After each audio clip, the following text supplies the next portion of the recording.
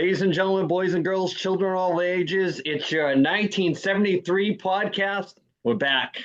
And back with the championship gold. We'll talk about that later. We got some bling, more stuff in the house, more kids to talk about. But first, we have to acknowledge for 2 weeks in a row, first time ever, the mouth of the South, not in the house. Shaggy, what do you think? What do you think the reason is? I don't know. Hopefully everything's okay. As usual, we get a vague response. I'm sure it's something not very dramatic, but in its head it is. Contract holdout. Contract holdout. Yeah, he Yep, probably for taped season his 3. wiener. He taped his wiener between his butt cheeks and it got stuck. Allegedly. That's what My it is. conspiracy theory is that Chris is starting his own podcast and he's starting to recruit some of our people. He's coaching. Hey, I may or may not have been requested. So, hey, guys, you're on the clock. Yep.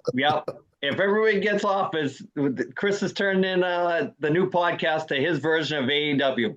I told him I'm in, but I'm not going to start until we hit the 100th episode. Yep. Maybe pop in once or twice for a couple seconds. Just a little scare tactic there. So, speaking of Ed, we're going to go into his segment. One watch. Everybody knows the rules. So, Shaggy. Yes, sir. It was your pick last week. So, you start us off with the movie Cool Hand Luke. All right. Cool Hand Luke, starring Paul Newman, is a 1967 movie directed by Stuart Rosenberg. It features George Kennedy, who won Best Supporting Actor. We might know him from our age group watching Naked Gun series. There's a bunch of actors that I didn't realize were in it. Like Dennis Hopper was in it and stuff. I mean, not a big part, but all these guys, I'm like, oh, I recognize this guy from this movie and this guy from this movie. So it's pretty interesting. It takes place in a Florida prison, doing the old chain gang and stuff like that. And Luke just doesn't want to listen to the man. He wants to do his own thing. No one's going to hold him down. I'm going to give it an 8-2. 8-2. That's I'm a Newman fan. Yep. Thomas, I should have started with you. That's what makes me want to buy a shirt. I can do it as my shout out instead if you want to wait. Yeah, that's fine. I dropped the ball. A lot of stuff on the mind this week. A lot of road miles back and forth. So after all these episodes, I finally botched it. Edward, we need you, Ed. We're falling apart. Where's Ed when you need him? Missed his spot. Had one job, Andy. One job. Yep. Guy on the couch. Can't sell billboard ads without Ed. Phantom, what do you got for Cool Hand Luke? Cool Hand Luke, good movie. Funny story about it. The first time I ever watched it, it was because we had to read the book in high school, and I opted for the movie. Made sure I didn't write Paul Newman instead of Luke. So I think we did all right. I think we banged out probably a solid C. But no, as far as the movie, I think if you got any little bit of rebel in you, you probably like this movie just because it's pretty much what it's all about. Not a deep plot by any means. It's just kind of thing. It was funny. I hadn't watched it in so long that I forgot why he was in jail. And then when he was cutting off the heads off the meters, I was like, this guy was on the chain gang for cutting the heads off meters. But I liked it a lot. I'm not going to go as high as Shaggy. I'm going to come in like 6-8. That's pretty low. That's awful. It's over 50%. That might be his lowest score he's given. Jesus. Hey, we're gonna get deep in the weeds. Had you seen it before, Ryan? Yeah. Okay. Yeah. So you hadn't seen it since high school, or have you watched it since? No, that's probably been a good 40 years. Yeah. So it's nice though, because the opinions fluctuate like that. Though sometimes something you thought was epic when you were a kid, you watch it later on, and it's kind of meh. Yeah. So with a trained eye, I guess. Professor, Cool Hand Luke.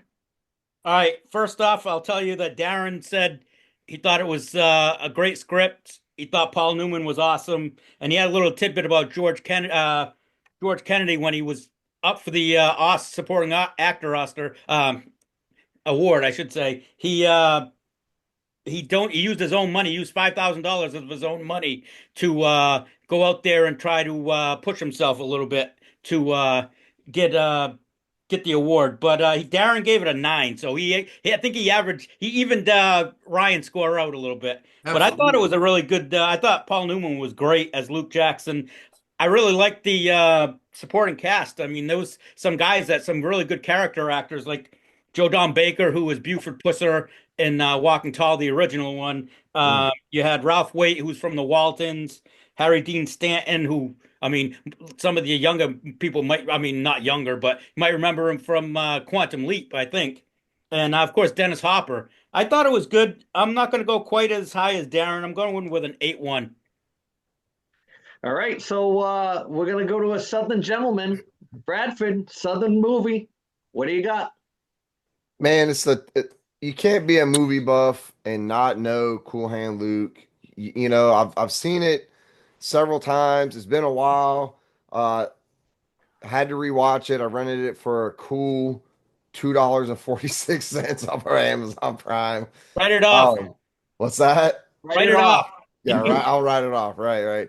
But also this movie is ingrained in so many different like facets of society and other movies and other literature and other shows. Cool Hand Luke you find itself everywhere. I love that he's like chopping the tops off of parking meters. Like, I hate parking meters, traffic cams, all that BS to regulate. That's so dumb, man. This is a quick buck for the government. Um, Digging his own grave bit. You know, you see that in a lot of stuff now. The whole what we have here is a failure to communicate line. Guns N' Roses dubbed it, and little did I know until we were rewatching one of our favorites, the 1995 cult hit Major Payne, starring Damon Wayans. One of his opening lines is, "What we have here is a failure to communicate." So I love Cool Hand Luke. It's not a favorite movie. I literally won't go back and rewatch those old timer movies unless somebody like gives me a reason to. I feel like back then they had all-star casts, like it was just nothing to put all these guys in it, like Dirty Dozen type stuff. You know what I mean? It's like they all just roll together. I'm gonna give it a solid 7-9, 7-9 for my old classic type, tip classic rebel movie, man. So fun to watch for sure. So it's my pick this week, so we'll get to that after my score. But first, Ed did text in his score. His score is 8-3 for Cool Nice, Hand Luke. nice. Yeah, I can tell Ed would really like this movie. That's Mm-hmm. definitely an Ed movie. Right up So his alley. before we started recording, this movie is almost like a timeline of the start of great Hollywood movies to come. I think that I was telling Shaggy before we started recording that I thought, in my opinion, the 70s had the best bang for your buck movies. I know the 80s, it was big to go to the movies, but I think as far as blockbuster, timeless movies, this movie came out in 67. Then you got The Easy Rider after that. Then you got The Godfather, you know, all those movies, the first Star Wars movie, and The Sting, One Flew Over Cuckoo's Nest. They're just on and on and on for epic movies. And so this fits right in there with that, but probably at the start of it. I don't know if you guys noticed that the Joe McGrath from Slapshot was the head guy in the prison. I'm not sure if a lot of you guys picked up the old man from Slapshot that he was always going back and forth with was the guy in Cool Hand Luke that was running the camp, the old man with the famous voice there. So that was also a quick cameo between the two movies.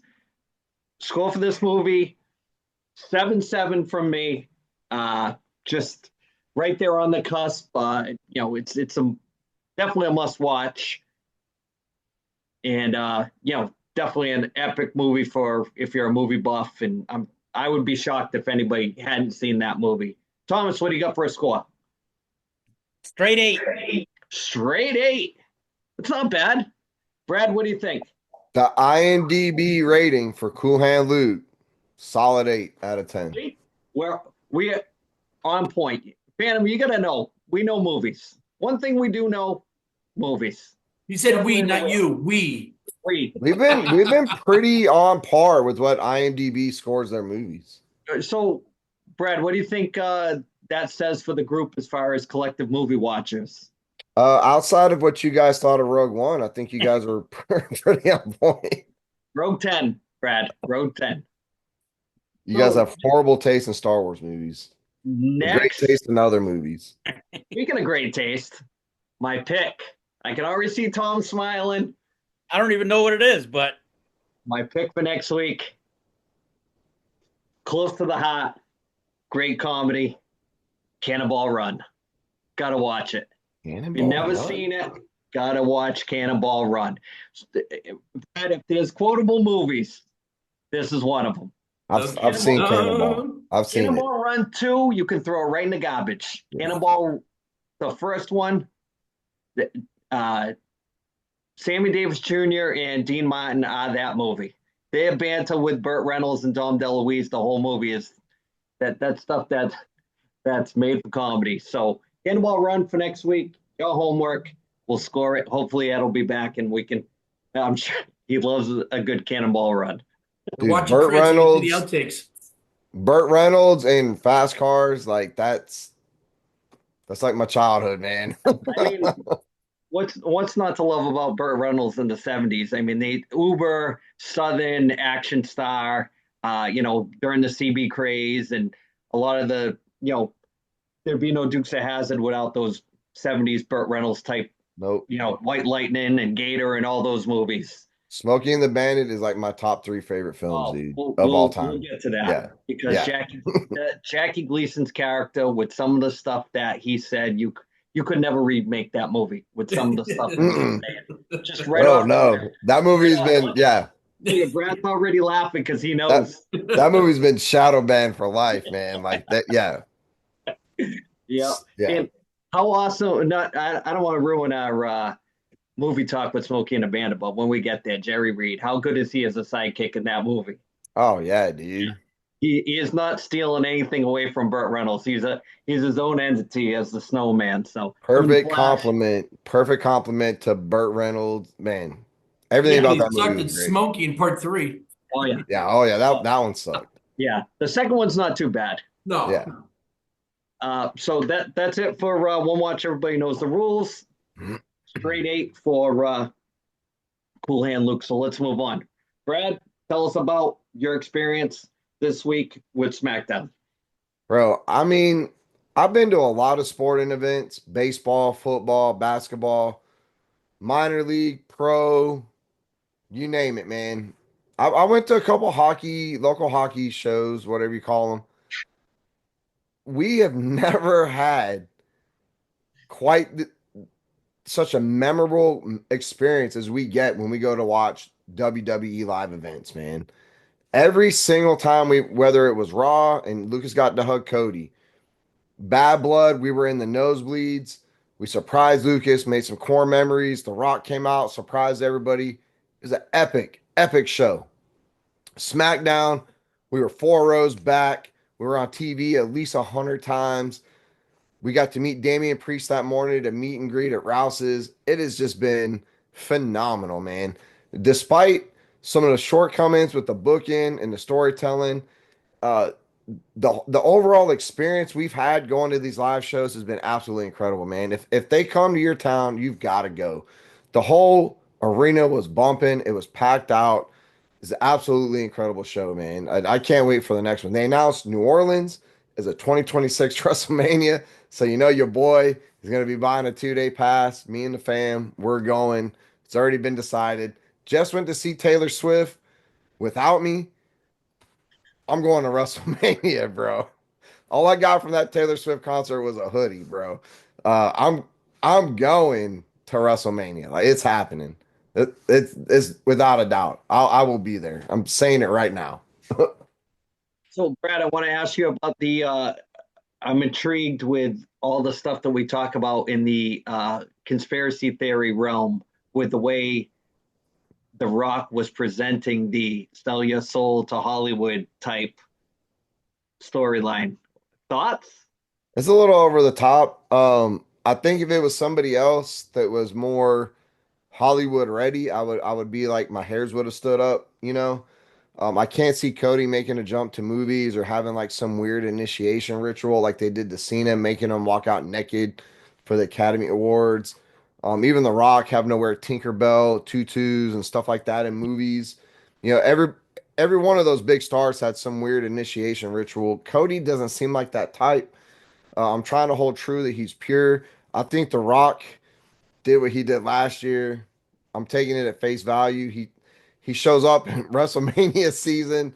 He doesn't have anything going on. All his movies are done, and he just implants himself into the story writing. And since he owns such a big stake, Triple H just has to kind of call the audible and roll with it. And we went from Bad Blood. He showed up, and then they announced there was no storyline or point to that appearance. He just showed up because he wanted to now he shows up on SmackDown, demands Cody's soul, is showing up to Elimination Chamber, and now he's fully embedded himself in a story that has been building for a year without him.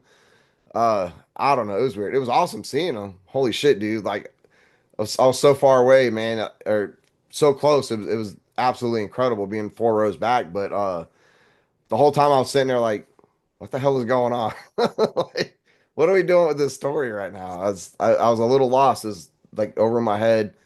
Conspiracy theory shit was pinging. I was like, I don't know what's going on, man. Lucas loved it. Thoughts on the possibility that Vince McMahon might show back up on Raw? That's been a buzz. Is it just Nah. clickbait, or what do you think? That's not Clickbait, clickbait, AI generated bullshit. Like he's not coming back, dude. The federal investigation, I think the Fed said there's not enough for a case, but there's still enough for the civil thing. I think his name has been drugged so much he's not coming back. And The Rock, I think, is just trying to be Vince McMahon 2.0. But The Rock is too squeaky clean. What people don't realize was Vince was being himself on TV. You know, yeah, that's hard to imitate, man. I would love to see Shane come back and do a Vince thing and or whatever. Like having The Rock do it, it's I don't know. It's weird. You can't be the people's champ from my whole dang childhood and then come out and be like the guy we hate on the most. Like that doesn't jive with me. I don't know. Well, don't forget he started out as a heel with the Nation, so it's not like I it's, know. and I he's know he did. so much And better as a bad guy, though. he was the corporate champ first and everything. I get it, man, but I think they need a heel. The Rock is a part-time wrestler, part-time personality. We need an actual heel. Where's Roman Reigns at? What is he doing? What is this deal with Solo and Jacob Fatu? Why are they feuding? Jacob should be the heel, but we love him, right? It's not like him being a heel is not working because we love him. When Solo came out, bro, he got shitted on so much on SmackDown, bro. But and then people were cheering for Jacob so hard, and then where's the heel, man? Cody has to turn.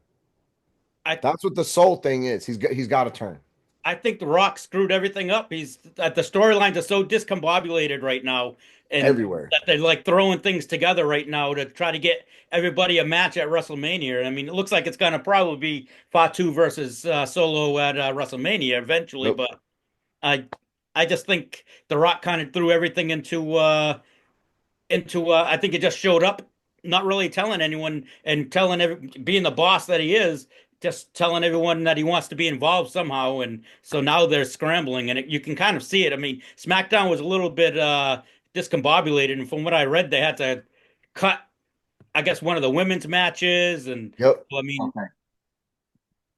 They cut Liv Tyler's or Naomi and Liv. No, Naomi and Raquel were supposed to wrestle, and then or not Liv Tyler, Liv Morgan. I do that every time. All right, But Brad. so they came out and instead of having a match, they just like beat each other up and then nothing happened.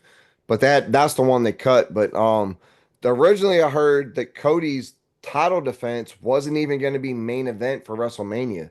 It's going to be one of those show openers, which they're not dropping the title. It's not changing hands on a show opener.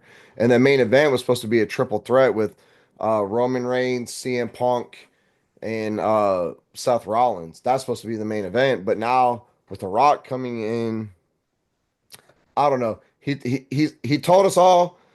He said enjoy the show, man. So Sit back, you jabronis, enjoy the show. That's all I'm trying to do. I'm Yeah. like Tom. I don't know what's going on. Did you see the Undertaker quote saying that there's too many smart fans now and Yeah, not to fantasy book the show anymore and yeah. I Yeah. sent that to y'all. just watch it and enjoy it and all Yeah, that other stuff. But if you're invested, of course it's harder to book the show when they haven't come out and said that it's sports entertainment. When it was still the kayfabe days, you're invested in a different way. Now that it's entertainment and you see people that you think you can do a better job than writing storylines or booking shows. I mean, it's just there's so many angles that they could rehash. I mean, Jacob oh Fatu yeah. could be the modern day Jimmy Snuka. I still think that they could turn him into something like that, just like a new coat of paint on that type of thing. So I mean, he does the moonsault, so it's the same thing as the Snuka splash, just in reverse. So whatever. Um, Wrestling news. Anything to add there, Phantom? No, I was just gonna say that rock thing was hitting me big time. Star Wars, like Darth Sidious and Anakin Skywalker. That's kind of what I was getting out of it. I was like, I thought it was pretty good. I know a lot of people didn't like it, but I thought it was decent, and I was at least intrigued by it. When when he kind of did the thing for the soul, it was like a soul. I don't know. I think they can go a lot of different ways with that now. Yeah. And As I'm long kind of curious if the part where the buddy part that was from before, I think maybe it was even a part of the story, just to kind of get for him to get that closeness to be able to say like, oh, I'm your guy. Kind of interesting. as Yeah. long as we get one step closer to Homelander, I don't care what The Rock does or where it takes us, dude. I want to see what he does to actually get him to turn. Yeah. I think at first it's going to be nope, can't do it, and then Yep. he's going to keep showing like offering, and then finally he's going to take it, and then when he does, it's going to be see you later, going the Yep. other way. What about if it? Oh, go ahead, Tom. Oh, no, no, go ahead. This is another wrestling thing I want to talk about in a second, but I was just gonna say, what happens if they swerve the fans and Cena's the one that turns heel? That'd be He cool goes, too. he goes with the Rock. I don't know, man, because Cena's been so adamant not to turn heel and put other people over. I honestly don't think, looking at the Elimination Chamber and the roster that is, Logan Paul's not taking the title. Damian Priest isn't going to take the title. Drew McIntyre isn't going to take the title. That leaves Cena, Seth, and CM Punk. I don't think Cena's going to do it because he's all about putting the biz over, right? That's his thing. It's always been his thing. He's not going to go in there and win that and then go into WrestleMania and beat Cody. That's not happening, dude. And then so I don't see Seth and CM Punk doing it either. So like this Elimination Chamber, I'm already like not even excited for. I don't think there's a story for it there. What if it ends up being like say it ends up being Punk versus Cody, but now the Rock's out there on Cody's side, and everybody's waiting for him to see if he's going to help him cheat to win the belt, and then they cash in the favor for Roman Reigns maybe to have Paul Heyman cash in Roman Reigns to actually help hit him to screw over the Rock, and then you can end up finally having that Rock Roman Reigns match because he screwed up his plans. Well, Yeah, there's going to be maybe. something to put a cap in that, right? For Yeah. they usually end their fiscal year kind of with Well, WrestleMania, and then kind of start that next. look how they ended WrestleMania last year, where they had everybody was out there. So Yeah. maybe they'll Yep. work towards something like that, where they're going to have all kinds of guys coming out, and you don't know who's going to turn. And at the end, someone's going to end up turning on somebody. Yeah. Thomas. oh, I was going to ask Brad what he thought of Ricky Starks changing his name. I'm not mad at it. I mean, he changed it to Ricky Saints. He's from Louisiana. I think he might actually be from New Orleans. Yeah, he is. And on SmackDown, when R-Truth was like, I got a Louisiana native. He's gonna, tag with me. The whole crowd was like, it's Ricky Saints. Then it wound up being Louisiana Night, which was hilarious. Sidebar, R-Truth right now is killing the game. And I'm kind of a fan of the Miz and Mello right now. Like it's Mello can't Miz. Like I'm bought in. Um, I'm not mad at it, dude. Like he trademarked his name so WWE and other entities couldn't steal that from him, man. I'm not mad at that. Like trademark it, protect your personal property, dude. That's what that is, man. Not mad at that. Look at Walk with Elijah. That guy, he came out on TNA. He used to be Ezekiel and Elias, and I don't know how many other names he's and personalities he's had in wrestling, dude. Like, also him showing up on TNA was pretty awesome. So Thomas, you want to move on and do some shitty picks? Sure. All right. Tom Shitty Picks is brought to you by Brock Street Brewing Company, located at 244 Brock Street South in Whitby, Ontario. Everything is brewed in-house, including their hard iced teas, their beers, vodka sodas, and their hard seltzers. So if you're in the Whitby area, go check them out and tell them the 1973 podcast sent you. Now, I want Scott and Darren to listen up because they say we never talk basketball. So here's their 2 minutes of basketball right here. My pick. I don't have any sports besides basketball to really make a pick in because hockey's just coming back and baseball's, and I'm not going to do an exhibition game. So this week, the game of the week is probably tomorrow night, actually. Minnesota Timberwolves against the Oklahoma City Thunder. It's in Oklahoma City. It's probably going to be a matchup of probably the Western Conference Finals, but I'm going with Oklahoma City being at home. I think mainly because it's in Oklahoma City. They've had 2 games this year. They've been both each team has won at home. I think it's basically which player. It's going to be battle of the two best players in the Western Conference. Well, I won't say best players, but two of the top 5 best players in the Western Conference with Anthony Edwards and Shea Gilgeous-Alexander. I think they're going to cancel each other out, and it's going to be a who's going to get the best supporting cast support from the supporting cast. I think Oklahoma City's got a little bit more depth, so I'm going to go with Oklahoma City in that game. All right, so staying on the sports topic before we move any closer to the tinfoil hat, let's talk about one game. USA versus Canada. Shaggy, thoughts on that game? It was a great game. I know everyone's complaining about how it ended. How do you leave the best player alone? But I honestly think it had to do with just everyone was getting tired by it. Come overtime, USA had their shots. Binnington showed up big and made the saves that they needed. But, at the end, I think just fatigue came in and eventually the legs don't work like they used to. Do you think that it adds more drama to next year's Olympics? I think so. Yeah, absolutely. And I'm hoping like the next time they do this, you get more nations. Like I like to see a Czech Republic team and God forbid a Russian team. Like I think it'd be great to see those. Well, they should be competing in the Olympics, especially for Russia. So you'll get the Malkin Ovechkin tandem. Yep.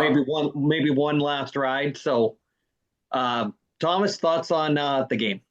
I thought it was a good game. I just think when Matthew Tkachuk, he probably shouldn't even been playing. I mean, granted, he's trying to gut it out, but he kind of hurt the team. They were down another forward right there. I think that contributed to the guys getting tired by overtime. But the guy I was disappointed with the whole tourney was Jack Hughes didn't show up.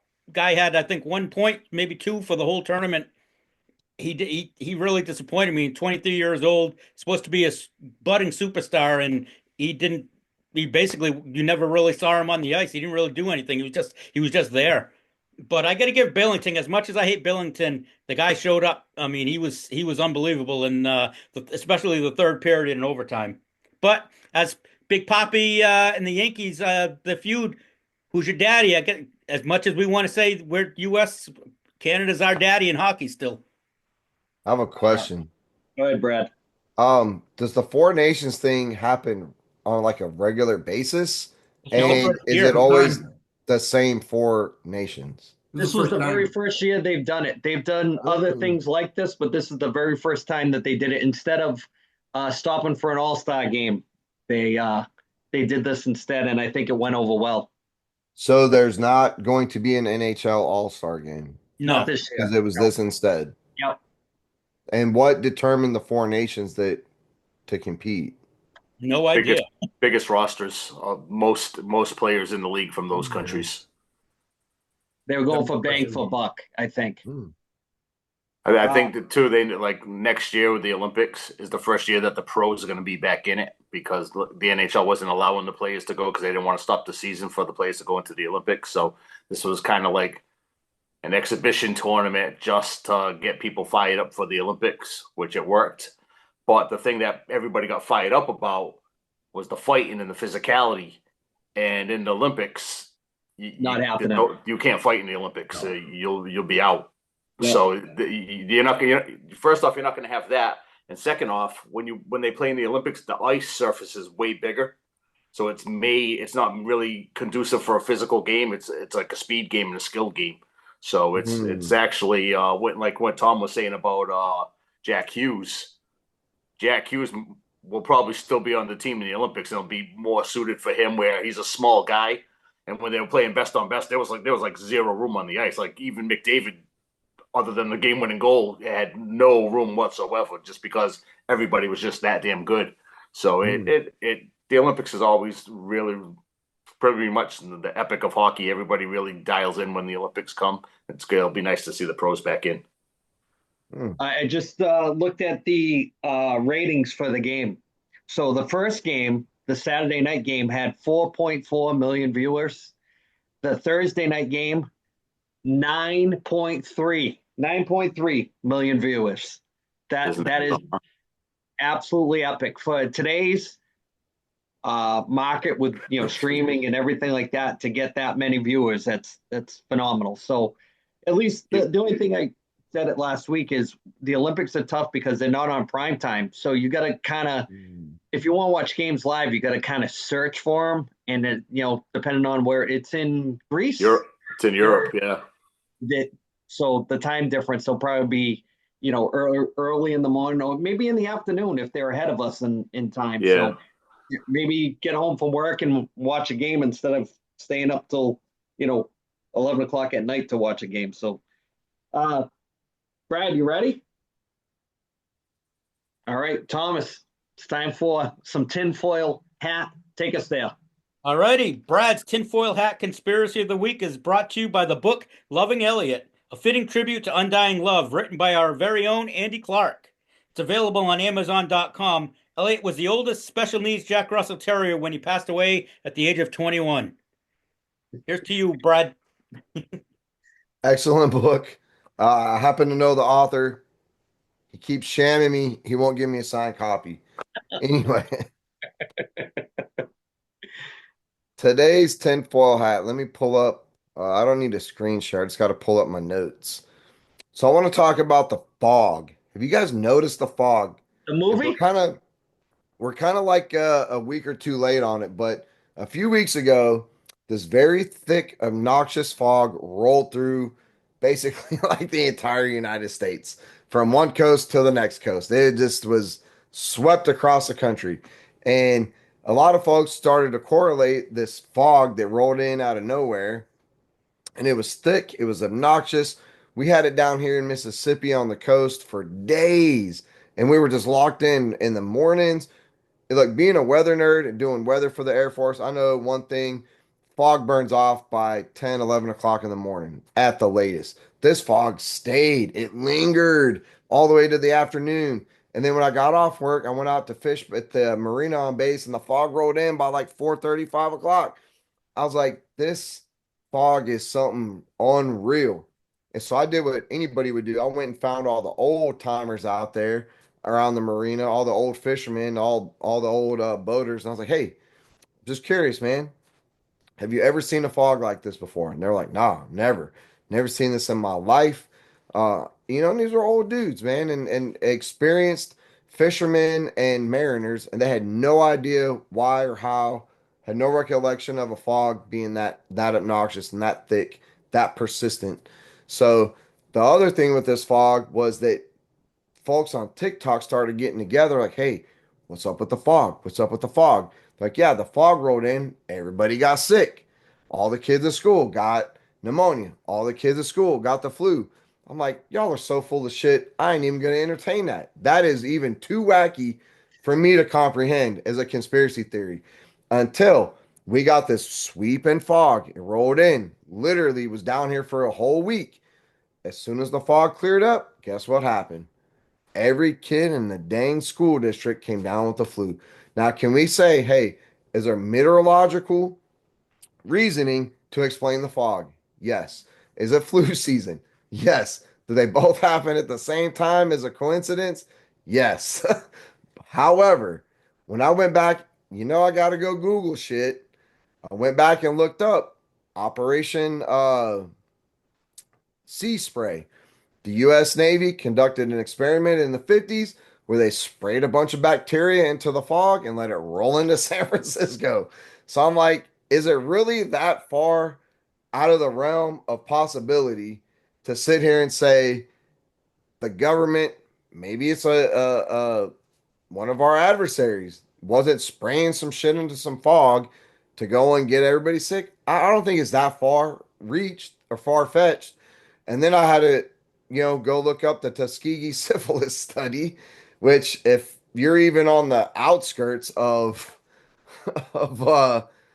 conspiracy theories, you know that the government very famously infected 600 African American men in Alabama with syphilis, didn't tell anybody, and then sat back and watched them for a period of about 40 years until they could measure the study of untreated syphilis. Not even for like any national defense reason. They just wanted to study syphilis. So the government is definitely capable of some wacky shit. I don't know if the fog and the sickness thing correlates because there is a lot of kind of sound reasoning of why we had the fog in this flu season, but for it to happen so uh, coincidentally, I don't know. It definitely raised the hairs on the back of my neck. So, Brad, you're saying in the 1950s, the Navy sprayed stuff into the fog and blew it into San Francisco. That's what you're saying. It was bacteria, dude. Okay. They All right. wanted to test the effects of a bioweapon and if they could spray it into some fog and let it roll through a city. That's all it was. Operation Village People. I was waiting for you to say after the fog, after the fog went away, you're peeing fire. Yeah. If it burns when you pee, that's something else, fellas. Allegedly. Allegedly. Thomas, thoughts on fog that makes your pee burn?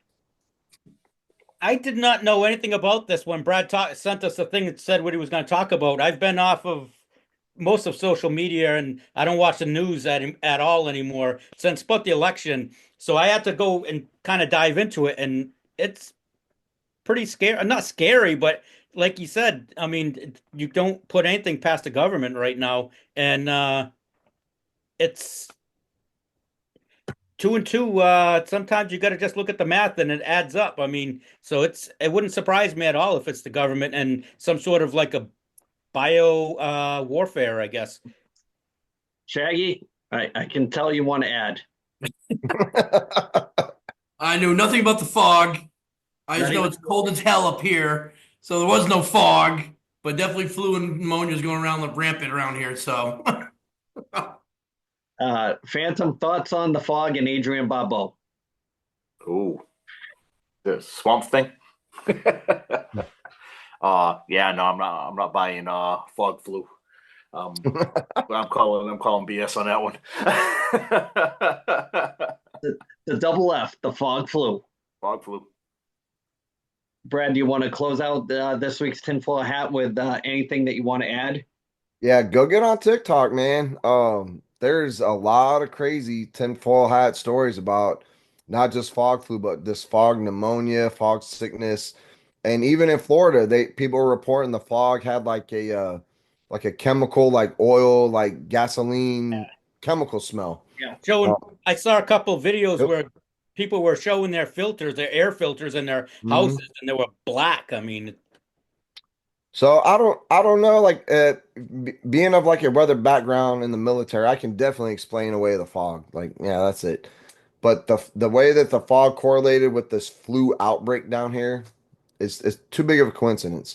We were doing good. I mean, I know it's flu season. My wife's a kindergarten teacher. I know it comes in waves. It's just it's odd to me that when it hits like one area, it hit us. Shaggy, you said it's hitting up there, right? yeah, it Tom, did. it's hitting there.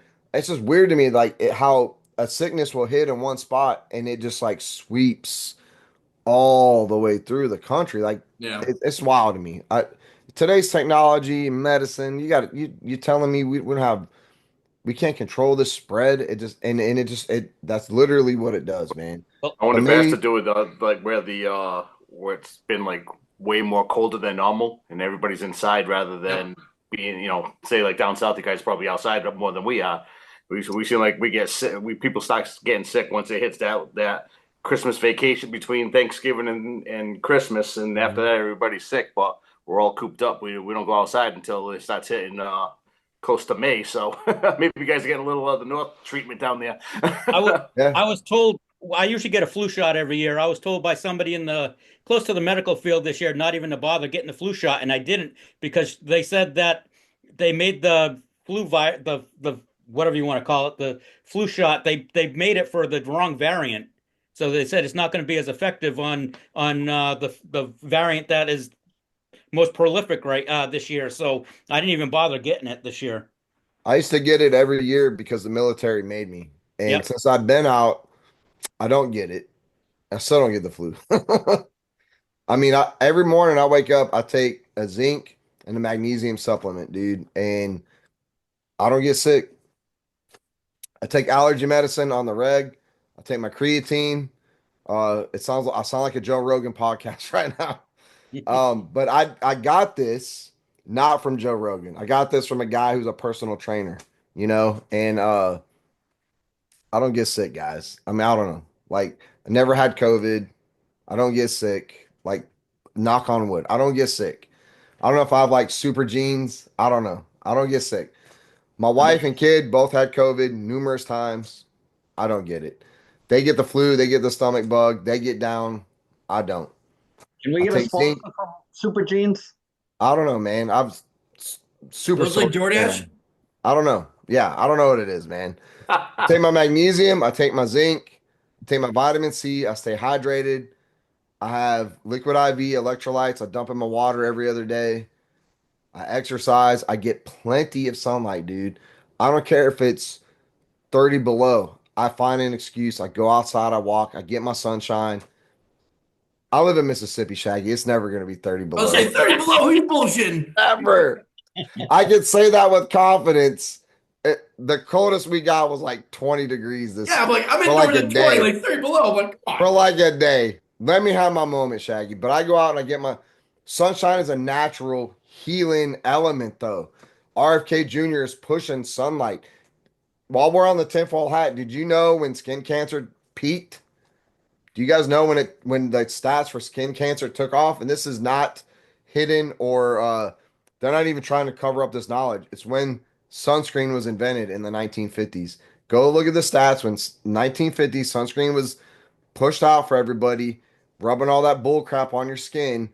That's when skin cancer took off. Maybe. The fuck was that? What was that? Don't ask. Oh, Shaggy's So, getting yelled at by the wife. so it's one of those things, man. Like, go get some sunlight. It's a cure all, dude. It helps your mood, helps your immune system, gives you a great complexion. It makes the white hair stand out. So let's wrap up this episode before Shaggy gets yelled at. But I'm going to start with with Shaggy for a shout out. What do you got this week? Oh, to me, yeah. Say shout out to my buddy Shane. Turned a big 5-0 this week. I'm not there yet, thank God, but we're getting there. Week. Thomas, what do you got this week? I want to give a shout out to my brain because I've been sick for like the last 2 weeks, but I've still been doing my classes online, and this is the size book that I have to. This is only one of 3 books for the coding. It's 1,500 pages, and my brain didn't explode. So there you go. There you go. The next thing you know, you'll be editing the podcast, Thomas. Could happen sooner than you think. Phantom, what do you got this week?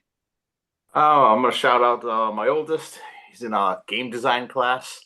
He gave the old man a chuckle today. Comes in, him and he's got a little crew there. Whatever they're making their game. So he's showing it to me. Tell me if this game sounds familiar to you. Now, Custer's Revenge. it's like 8-bit, so it's a simple design. Pac-Man. No. 2 tanks cruising around. All right. What you got? Already know Atari. Yep. Tank from Atari. Combat. Yeah. Oh, Yep. yeah. Combat. Dude, this Yep. game. I'm looking at it. Oh, check this out, and I'm watching it, and I'm like, I've seen this game before. He's like, you have? And I'm like, yeah. Atari 2600, Came with it. 1982. Dude, the fucking thing looks exactly like it. And he's like, well, we haven't really put the graphics on the tanks or nothing yet, but they just got like the basic part.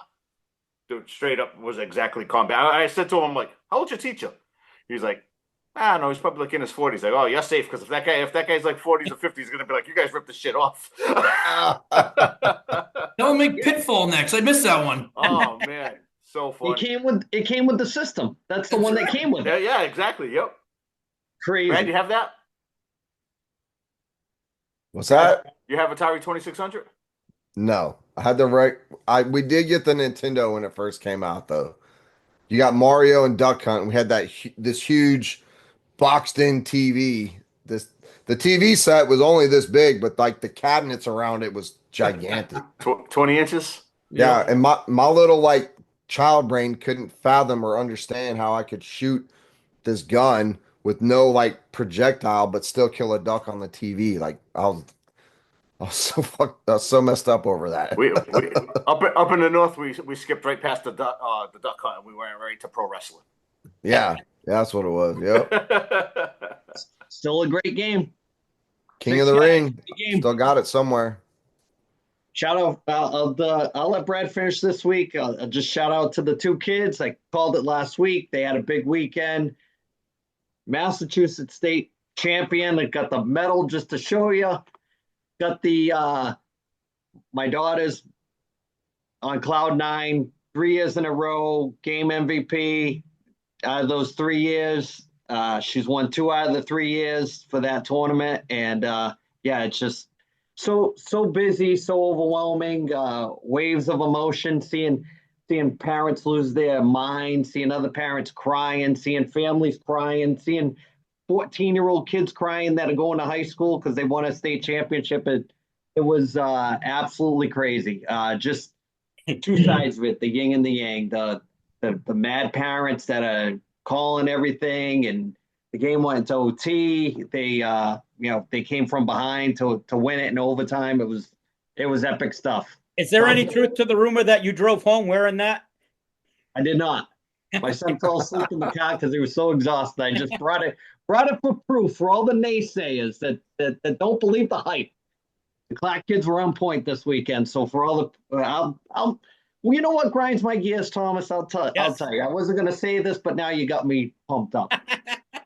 This championship, hate is a hell of a motivator. And one of the things that for all the coaches that shun those kids, kicked them to the side, wouldn't play them, didn't give them the time of day, said they weren't good because my daughter was a girl and they always stuck her on defense. She couldn't play with the boys, blah, blah, blah, blah, blah. I say, I'll give you the Iron Sheik on that one. They got medals to prove it. So, Brad, take us home. I might be out of the loop. Your daughter is playing on like boys hockey teams or like an all girl? She has. She'll dip her toe in the water every now and then and play with them, but mostly all girls now. That's impressive, man. Congrats to the Clark household, man. That's a big weekend at youth sports for sure. Tom, welcome back. I know you've been showing up, but you've been sick. It's good to have you back. Appreciate the canter, the conversation. Ed, where are you at, buddy? Come back.